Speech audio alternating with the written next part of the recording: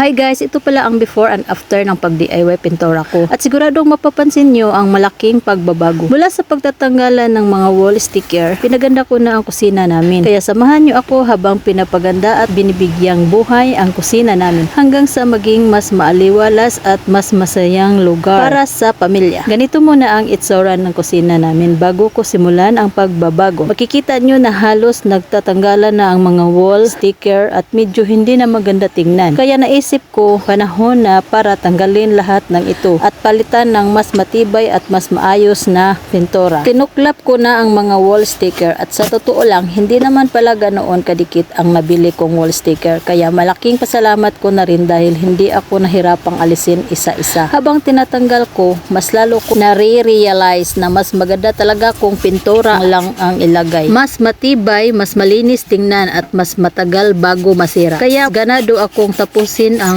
pagtuklap para tuloy-tuloy na natin maihanda ang pader para sa pagpipintura. Kinikis-kis ko muna yung mga nakaumbok na sobrang simento para pumantay lahat ng bahagi ng pader. Mahalaga kasi na maayos at makinis muna ang ibabaw para mas maganda ang kapit ng primer at pintura mamaya. Habang ginagawa ko ito, napansin ko na ang laking tulong kapag pantay ang pader. Hindi lang mas maganda tingnan, mas madali ring pinturahan. Pagkatapos kong pakinisin, winalisan ko na rin ng maigi para matanggal ang maliliit na piraso at alikabok na naiwan. Ngayon naman ay gagamitin ko na ang Debis Pondo na primer plus top coat in one na. Pero bago ko pabuksan ang bagong lata, inuna ko muna ang ubusin ito. Kaunti pang natira dito sa amin. Sayang naman kung hindi magamit, diba? At least walang tapon. Sobrang na-excite din ako kasi uso ngayon yung promo ng Debis na may kwarta sa loob ng lata ng Debis Pondo. Ang saya kasi habang paghahanda ka para magpintura, may pa-surprise pa sila. Kaya sinaid ko muna yung natirang pintura bago ko binuksan yung nakabalot na coin sa loob. Ang galing ng Debis, quality na nga ang mga produkto nila. May dagdag saya at pa-premyo pa sa bawat lata. Lalo tuloy akong ginaganahang magpintura kasi bukod sa gumaganda na ang kusina namin, may dagdag pa akong good vibes mula sa kanilang surprise. Ayun nga, may nakuha akong 10 pesos. Ang saya ni Mayang, oh. Totoo nga, may kwarta nga sa lata. Oh, diba? Sa Debis Pondo.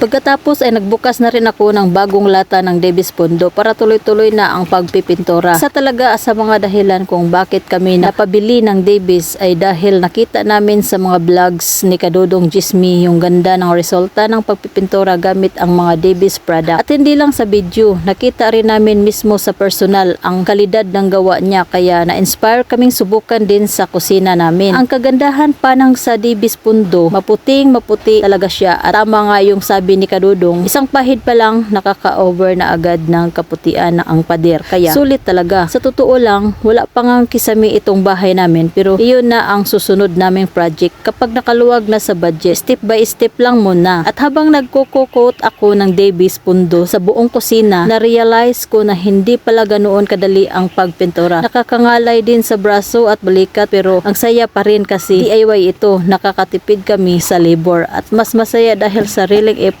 ang bumubuo ng pagbabago. Natapos ko na rin ang first coat at second coat gamit ang Debis Pondo. At dahil gusto kong mas maging makinis at pulido ang dating ng kusina namin, nagbukas na ako ng Debis Mega Acryl Semi-Gloss para sa finishing touches. Medyo haggard na nga ang Mayang nyo sa puntong ito. Ramdam ko na yung bigat sa braso at balikat, pero go pa rin ako kasi konti na lang at makikita ko na ang buong resulta ng pinaghirapan ko. Sabi ko nga sa sarili ko, sulit lahat ng pagod basta makita ko lang na gumaganda ang kusina namin. Pag-apply ko ng Debis Mega Acryl, sobrang nagustuhan ko agad ang quality. Ang ganda kasi ng finish niya. Semi-gloss kaya may kunting kinang at mas buhay tingnan ang pader. Hindi lang plain na puti kundi may eleganting dating, sana all. Isa pa, nakakatuwa dahil odorless din siya. Kagaya ng Debis Pondo, hindi mabigat sa ilong. Hindi rin masakit sa ulo. Kahit na ilang oras akong nakatuto, comfortable pa rin at ma-enjoy ang experience. Madali lang din gamitin, tamang halo lang tapos ready to paint ka na agad. At habang dahan-dahan kong ina-apply sa pader, unti-unti kong nakikita ang transformation ng kusina namin. Nakakawala ng pagod kasi habang tumatagal, mas gumaganda ang resulta. Kaya kahit pagod ako, hindi ko na halos iniinda dahil bawat pahid ng pintura, ramdam ko na mas nagiging maaliwalas na ang kusina namin. Napansin ko rin itong isang pader na konektado sa CR at paliguan namin, kaya naisip ko, isabay ko na rin sa pagpipintura para tuloy-tuloy na ang linis at ganda ng buong bahagi. Kung tutuusin, gusto ko pa sanang habulin at isama na rin yung ibang hindi pa napipinturahan. Pero dahil maghahapon na rin at medyo pagod na ako, ipinagpaliban ko na lang muna ang iba. Shout out din sa aking masipag na partner, Papa Titing, na pauwi na sa oras na yan galing sa pangingisda. At sa wakas, natapos ko na rin ang pagpipintura dito sa kusina. Kaya ngayon, inaayos ko na ang mga gamit namin isa-isa at hindi ko mapigilan ang humiti habang ginagawa ko ito. Ang sarap kasi sa pakiramdam na makita ang bunga ng tiyaga at pagod, lalo na kapag makikita mong mas maliwanag, mas mahaliwalas at mas maganda na ang paligid. Simple lang ang pagbabago pero malaki ang epekto. Mas nakaka-inspire magluto, kumain at tumatambay dito sa kusina na dati-rati puno lang ng lumang wall sticker. Ngayon bago at mas buhay na ang dating niya. Kaya naman ay thank you for watching. Sana na-inspire ko rin kayo sa simpleng pagbabago sa aming kusina.